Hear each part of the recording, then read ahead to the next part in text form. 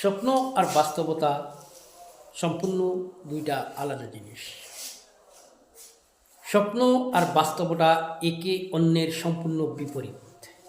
স্বপ্ন আর বাস্তবতা কোনো দিন এক হতে পারে না। স্বপ্ন স্বপ্নই এবং বাস্তবতা বাস্তবতাই। সেটা বোঝানোর জন্য আপনাকে আমি আমার জীবনের একটা অভিজ্ঞতা শেয়ার করব আজকে। যেখানে আমি বাল্যকাল প্রায় 10 বছর বয়স থেকে একটা স্বপ্ন শুধু দেখতাম যে আমি উড়ে যেতে পারি।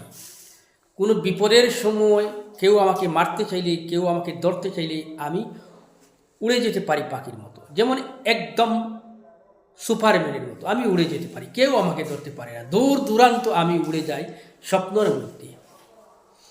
সেই স্বপ্ন আজ অবধি, আজকে প্রায় 40-48 বছর আমার বয়স হয়েছে, কিন্তু এখন পর্যন্ত আমি সেই স্বপ্ন প্রায় রাত্রে দেখে থাকি যে আমি উড়ে যাই, আমাকে কেউ ধরতে পারে না। কিন্তু বাস্তবতা কত কঠিন, কত কঠোর।